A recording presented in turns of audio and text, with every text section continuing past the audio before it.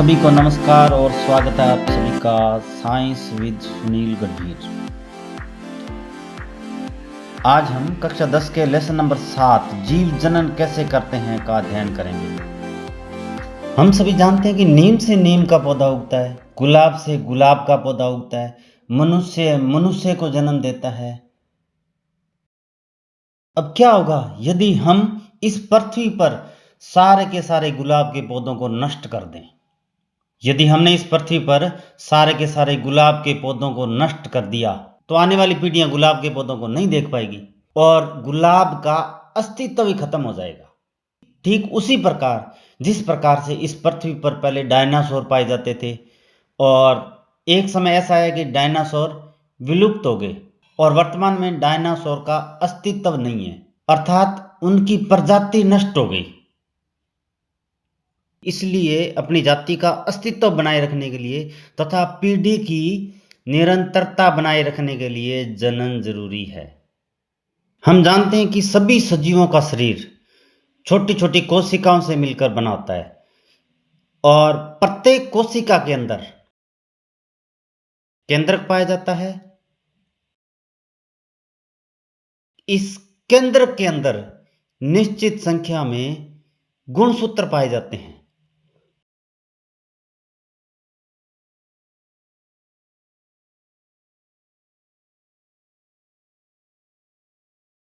इन गुणसूत्रों पर जीन पाए जाते हैं और जीन क्या करते हैं, आनुवंशिक गुणों को एक पीढ़ी से दूसरी पीढ़ी में लेके जाते हैं और इन जीन का निर्माण डीएनए से होता है। डीएनए पर आनुवंशिक गुणों का संदेश होता है जो जनक पीढ़ी से संतान में जाता है।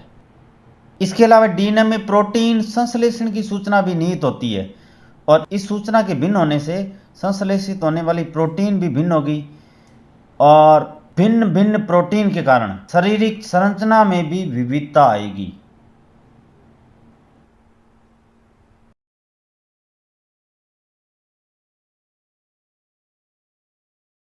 जनक में जब जनन की प्रक्रिया शुरू होती है तो जनन की जो मूल घटना है वह है डीएनए की प्रतिकृति बनना, प्रतिकृति या डीएनए की फोटोकॉपी बनना। जनन कोशिकाओं के अंदर जब कोशिका विभाजन होता है तो उस विभाजन के फलस्वरूप डीएनए की एक फोटोकॉपी बनती है। डीएनए की एक प्रतिकृति बनाने के लिए कोशिकाएं क्या करती है, विभिन्न रासायनिक क्रियाओं का उपयोग करती है। इन रासायनिक क्रियाओं के फलस्वरूप क्या होता है कि उस जनन कोशिका में एक डीएनए की दो प्रतिकृतियां बनती है, अर्थात एक डीएनए दो डीएनए में बदल जाता है। इस प्रकार जनन कोशिका में जो दोनों डीएनए बनते हैं वो दोनों क्या है कि एक दूसरे से थोड़ा सा भिन्न होते हैं। ये जो डीएनए की दो प्रतिकृतियां बनी है तो इसका प्रजनन में क्या महत्व है, तो डीएनए की ये जो प्रतिकृति होती है ये विशेष गुणों वाली होती है तथा जाति में जो विशेषताएं पाई जाती है उनका अस्तित्व बनाए रखती है, अर्थात माता पिता में विशेषताएं थी वो विशेषताएं आगे संतान में यह डीएनए की प्रतिकृतियां देके जाती है। यह प्रतिकृति जीवों के गुणों को आगे पीढ़ियों तक लेके जाती है तथा इसी के कारण जीवों के शारीरिक डिजाइन में अपने जनक के समान समता या समानता बनी रहती है और इसी प्रतिकृति के कारण विशेष गुणों वाले नए जीव उत्पन्न होते हैं। अब जीवों में विभिन्नताएं क्यों आवश्यक है, तो यहां पर देखिए यह अलग अलग स्थानों पर पाए जाने वाले कुत्तों की अलग अलग नस्लें हैं, अर्थात कोई ध्रुवीय प्रदेशों में पाया जाता है, कोई रेगिस्तानी इलाकों में पाया जाता है और कोई मैदानी इलाकों में पाया जाता है, लेकिन है ये सारे के सारे एक ही जाति के। तो अब मान लो बर्फीले इलाकों में पाए जाने वाले जो कुत्ते हैं वो सारे के सारे कुत्ते मर जाएं तो क्या इस पृथ्वी से समस्त कुत्ते नष्ट हो जाएंगे? नहीं, ऐसा नहीं होगा। क्यों? क्योंकि कुत्तों की जो अलग अलग प्रजातियां हैं वह अलग अलग क्षेत्रों में पाई जाती है और वो जो अलग अलग प्रजातियां हैं वो उन क्षेत्रों में रहने के अनुकूल हो चुकी है। इसलिए यदि बर्फीले क्षेत्रों में पाए जाने वाले कुत्ते मर जाएं तो कुत्तों की जाति नष्ट नहीं होती, उनका अस्तित्व बना रहता है। इसी प्रकार जो जीवों में विभिन्नताएं पाई जाती है वो क्या करती है, उनका अस्तित्व बनाए रखने में मदद करती है। अर्थात जीवों की जो जातियां हैं वो बची रहे। अब जो विभिन्नताएं हैं वो प्रजाति के लिए तो लाभदायक है, लेकिन किसी एक व्यक्ति विशेष के लिए लाभदायक नहीं है। क्यों? क्योंकि क्या होता है कि प्रजाति के लिए तो इस प्रकार से लाभदायक है, वो उसके जाति के अस्तित्व को बनाए रखती है। और यदि एक जीव में यदि विभिन्नता उत्पन्न होगी तो वह उसके लिए नुकसानदायक होगी। क्यों होगी? क्योंकि उसके अंदर जो विभिन्नता उत्पन्न होगी वह क्या होगी, उस वातावरण के अनुकूल उसको रहने नहीं देगी, और इसके फलस्वरूप जीव क्या है, जीवित नहीं रह पाएगा। कैसे? मान लो ध्रुवीय प्रदेशों में कुत्तों के घने और लंबे बाल पाए जाते हैं, और यह लंबे बाल क्या करते हैं, इनको ठंड से बचाए रखते हैं।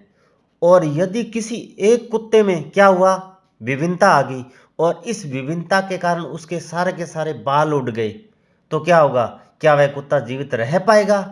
नहीं, क्योंकि बालों के उड़ने के कारण उसका शरीर ठंड को सहन नहीं कर पाएगा, और सहन नहीं कर पाएगा तो वह उस वातावरण में जीवित नहीं रह पाएगा। तो एक जीव में विभिन्नता आती है तो वह उसके लिए नुकसानदायक होगी, और यदि किसी प्रजाति में विभिन्नता आती है तो वह उस प्रजाति के लिए लाभदायक होगी।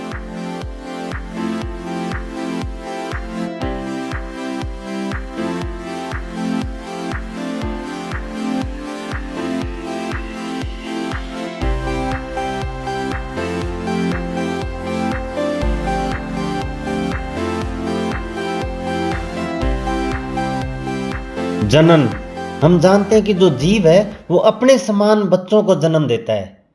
जैसे शेर, भेड़, बकरी, घोड़ा, इनके जो बच्चे होंगे वो इनके जैसे ही होंगे।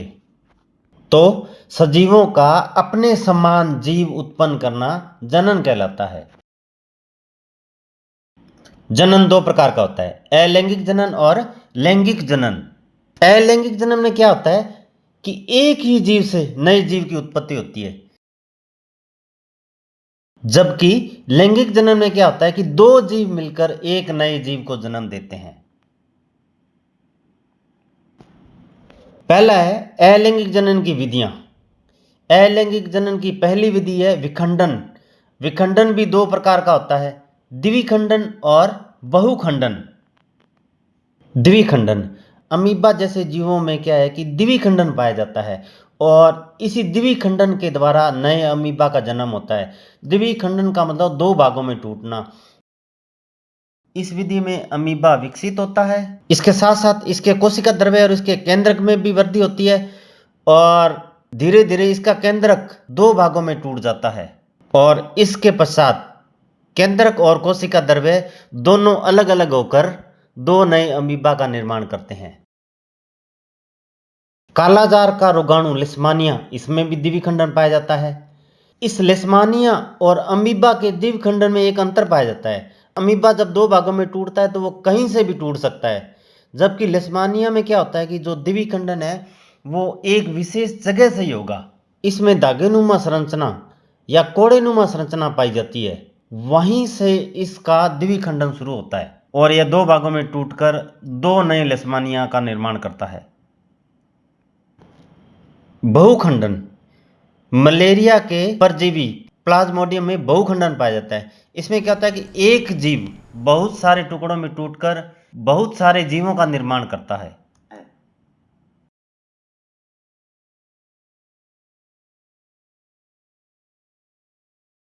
अमीबा, लेशमानिया, ये तो क्या है कि एक कोशिकीय जीव है, और हम लोग हैं या हमारे जैसे जो लोग हैं वो बहुकोशिकीय जीव है। तो बहुकोशिकीय जीवों में ये खंडन क्यों नहीं पाया जाता? अर्थात हमारे दो टुकड़े कर दें या चार टुकड़े कर दें या बहुत सारे टुकड़े कर दें तो उन टुकड़ों से क्या है, एक नया जीव उत्पन्न हो जाए। ऐसा क्यों नहीं होता?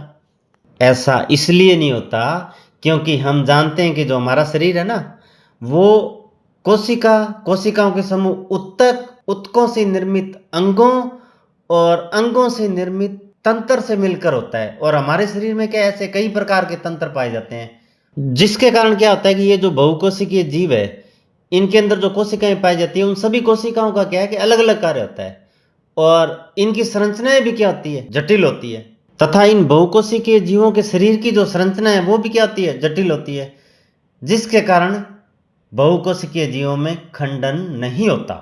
और मान लो हमारे को दो टुकड़ों में बांट दिया तो हमारे जो तंत्र है वो अलग अलग हो जाएंगे और फलस्वरूप हमारी मृत्यु हो जाएगी। आपने देखा होगा कि छिपकली की पूंछ कट जाए तो उसकी जगह नई पूंछ आ जाती है, ऐसा क्यों होता है? यह पुनरुद्भवन के कारण होता है। अर्थात कुछ जीवों के शरीर में एक ऐसी विशेषता पाई जाती है जिनमें उनके अंग कट जाएं तो वो दोबारा विकसित हो जाते हैं। इसी प्रकार से प्लेनेरिया को तीन भागों में काटे तो उसके जो तीनों भाग हैं वो तीनों विकसित होकर तीन नए प्लेनेरिया बनाएंगे। ऐसा पुनरुद्भवन के कारण होता है। अर्थात जीवों में अपने कायिक भाग से नए जीव के निर्माण की क्षमता होती है, इसे पुनरुद्भवन कहते हैं। क्या पुनरुद्भवन जनन के समान है? तो इसका उत्तर होगा नहीं। क्यों? क्योंकि जो पुनरुद्भवन की क्षमता है वो शरीर के विशेष अंगों में पाई जाती है और यह पूरे शरीर में नहीं पाया जाता। अब मान लो छिपकली की पूंछ कट गई तो पुनरुद्भवन के कारण नई पूंछ उगाएगी, लेकिन यदि छिपकली को हम बीच में से काट दें तो क्या इससे दो छिपकलियां बन जाएगी? नहीं, क्योंकि छिपकली के पूरे शरीर में पुनरुद्भवन की क्षमता नहीं पाई जाती, इसलिए पुनरुद्भवन जनन के समान नहीं होता। मुकुलन, हाइड्रा जैसे जीवों में एक उभार निकलता है जिसे मुकुल कहते हैं और यह मुकुल धीरे धीरे विकसित होकर इसके शरीर से अलग हो जाता है और एक नए हाइड्रा में बदल जाता है। इस विधि को मुकुलन विधि कहते हैं। कायिक प्रवर्धन, आपने देखा होगा कि पौधे जो है बीजों से उगते हैं और कुछ पौधों में बीज नहीं होते और उनसे नए पौधे उगते हैं, तो यह कायिक प्रवर्धन के कारण होता है। अर्थात बीजों के अलावा पौधे के किसी भी भाग से नए पौधे का उगना कायिक प्रवर्धन कहलाता है। जैसे आलू के अंदर एक आंख पाई जाती है और इस आंख से नया पौधा निकलता है, इसी प्रकार से गुलाब के पौधे को अपने टहनी लगाकर नया पौधा उगाते हैं, इसे कलम रोपण भी कहते हैं। और ब्रायोफिल्म के पत्तों में क्या होता है कि उसके किनारों की ओर कुछ कोशिकाएं विकसित होकर नए पौधों का निर्माण करती है। तो पत्ती जब नीचे गिर जाती है तो उस पत्ती से नए पौधे का निर्माण होता है। कायिक प्रवर्धन की विधि उन पौधों के लिए अधिक लाभदायक है जिनके अंदर क्या है कि बीज नहीं होते या जो अपने बीज उत्पन्न करने की क्षमता खो चुके हैं। कायिक प्रवर्धन से जो पौधे उगाए जाते हैं उनके लाभ क्या है? पहला लाभ तो यह है कि जो बीजों से पौधा लगाते हैं उसमें समय अधिक लगता है और कायिक प्रवर्धन से जो पौधे लगाते हैं वह कम समय में ही जल्दी विकसित हो जाता है। इसके साथ ही क्या होता है कि कायिक प्रवर्धन में जो पौधे लगाए जाते हैं उनमें फूल व फल कम समय में लगते हैं। इस विधि के द्वारा वे पौधे आसानी से लगाए जा सकते हैं जो अपने बीज उत्पन्न करने की क्षमता खो चुके हैं, जैसे केला, संतरा, चमेली आदि। इसका एक लाभ यह भी है, इससे जो पौधे उगते हैं ना वह अपने जनक पौधे के समान ही होते हैं। आपने खराब ब्रेड तो देखी होगी, तो उसके ऊपर काले रंग की एक परत सी जमा आ जाती है। उसके ऊपर जो काले रंग की परत पाई जाती है, ये आपने कह सकते हैं कि जो ब्रेड खराब होती है वो ब्रेड के अंदर पाए जाने वाले राइजोपस के कारण होती है। अब राइजोपस में क्या होता है कि इसके ऊपर एक गोल संरचना पाई जाती है जिसे बीजाणुधानी कहते हैं और इस बीजाणुधानी के अंदर क्या होता है कि असंख्य बीजाणु पाए जाते हैं। इन बीजाणुओं के चारों ओर क्या है कि एक मोटी भित्ति पाई जाती है जो प्रतिकूल परिस्थितियों में इनकी रक्षा करती है, अर्थात ये बीज खराब नहीं होते। जब राइजोपस की बीजाणुधानी फूटती है तो उसके अंदर से बीजाणु निकलकर फैल जाते हैं और जैसे ही ये बीजाणु किसी अनुकूल सतह या नम सतह के संपर्क में आते हैं तो यह विकसित होकर वृद्धि करते हैं और नए राइजोपस में बदल जाते हैं। उत्तक संवर्धन, अलैंगिक जनन की यह एक कृत्रिम विधि है। इस विधि में क्या होता है कि पौधे की कोशिका या पौधे के उत्तक को उसके शीर्ष भाग से अलग किया जाता है और उस कोशिका या उस उत्तक से नए पौधे उगाए जाते हैं। अब इन कोशिकाओं को क्या करते हैं कि सबसे पहले हम एक कृत्रिम पोषक माध्यम में रखते हैं और उस माध्यम में क्या होता है कि यह कोशिका विभाजित होती है और कोशिका विभाजन के द्वारा यह कोशिकाओं का एक समूह बनाती है।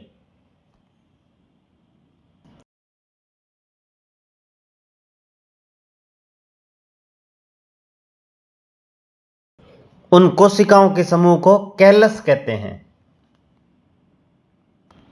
अब इस कैलस को क्या करते हैं कि किसी दूसरे पोषक माध्यम में रखते हैं और उस दूसरे पोषक माध्यम में क्या होता है कि वर्ती और विभेदक दोनों प्रकार के हार्मोन पाए जाते हैं। इस माध्यम में रखने के पश्चात यह छोटे पादप में विकसित हो जाता है और इस पादप को मिट्टी में रोप देते हैं। उसके बाद यह वृद्धि करके विकसित पौधे में बदल जाता है। तो यह थी अलैंगिक जनन की विधियां। अब है लैंगिक जनन। जनन की वह विधि जिसमें नर व मादा युग्मकों के मिलने से नए जीव की उत्पत्ति होती है, लैंगिक जनन कहलाता है।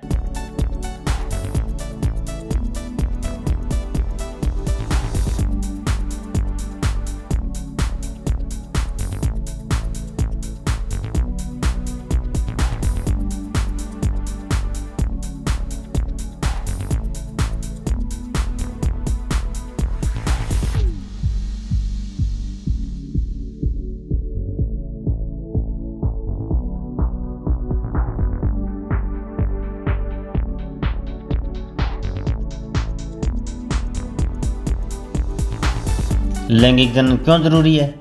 अब हम जानते हैं कि लैंगिक जनन में क्या है कि दो अलग अलग जीव भाग लेते हैं और इन जीवों के संयोजन से नए जीव का निर्माण होता है। या हम कह सकते हैं कि लैंगिक जनन में क्या है कि दो अलग अलग डीएनए आपस में मिलते हैं, अर्थात माता और पिता का डीएनए मिलता है और इन दोनों डीएनए के मिलने से एक विशेष प्रकार के डीएनए का निर्माण होता है और इस विशेष प्रकार के डीएनए से एक विशेष गुणों वाले नए जीव का निर्माण होता है और यह विशेष गुणों वाला जो जीव है यह अपने माता और पिता से भिन्न होगा तथा उसके अंदर अपने माता और पिता की तुलना में थोड़ा अलग और विशेष प्रकार के गुण होंगे और इन्हीं विशेष गुणों के कारण वह जीव इस पृथ्वी पर जीवित रह पाएगा और अपने अस्तित्व को या अपनी पीढ़ी को बचाए रखेगा। इसलिए लैंगिक जनन आवश्यक है। अब यहाँ पर देखिए यह गायों की अलग अलग नस्लें हैं तथा इन सभी में क्या है कि अलग अलग प्रकार के गुण पाए जाते हैं और इन्हीं अलग अलग गुणों के कारण यह अपने अस्तित्व को बचाए रखती है और अलग अलग प्रकार के वातावरण में जीवित रह पाती है। इसीलिए इस लैंगिक जनन के कारण ही इनमें विभिन्नताएं आती है और इन्हीं विभिन्नताओं के कारण यह अलग अलग प्रकार के वातावरण में जीवित रह पाती है और अपने पीढ़ी और अस्तित्व को बचाए रखने के लिए लैंगिक जनन आवश्यक है। पौधों में लैंगिक जनन किस प्रकार से होता है? पौधों में लैंगिक जनन को समझने से पहले हमें फूल की संरचना को समझना चाहिए। आप किसी भी फूल को बारीकी से देखिए तो उस पुष्प के अंदर या उस फूल के अंदर आपको क्या नजर आएगा? उस फूल के अंदर इस प्रकार की संरचनाएं पाई जाएगी। उस पुष्प में यह उभरा हुआ भाग वर्तिकाग्र कहलाता है। वर्तिकाग्र के नीचे यह वर्तिका और वर्तिका के नीचे यह उभरा हुआ भाग बड़ा भाग अंडाशय कहलाता है। वर्तिकाग्र, वर्तिका और अंडाशय को इस पुष्प का स्त्री केसर कहते हैं या इन्हें मादा जननांग भी कहते हैं। यह पीले रंग की गोल संरचना परागकोश कहलाती है और इन परागकोशों के अंदर परागकण पाए जाते हैं। यह परागकोश इस लंबी संरचना तंतु के द्वारा फूल से जुड़ी होती है। परागकोश तथा तंतु को पुष्प के पुंकेसर कहते हैं या नर जननांग भी कहते हैं। यह इस पुष्प की पंखुड़ी इसे दल कहते हैं और इन पंखुड़ियों के नीचे बाह्य दल पाया जाता है। परागण, यह पुष्प की वर्तिकाग्र और यह इस पुष्प का परागकोश। हम जानते हैं कि पुष्प के ये जो परागकोश है इनके अंदर परागकण पाए जाते हैं और जब ये परागकोश फूटते हैं तो इसके अंदर से परागकण निकलते हैं और ये परागकण हवा में फैल जाते हैं और कुछ एक परागकण इस पुष्प की वर्तिकाग्र पर आकर चिपक जाते हैं। इस प्रक्रिया को परागण कहते हैं, अर्थात परागकणों का पुष्प की वर्तिकाग्र पर आकर चिपक जाना परागण कहलाता है।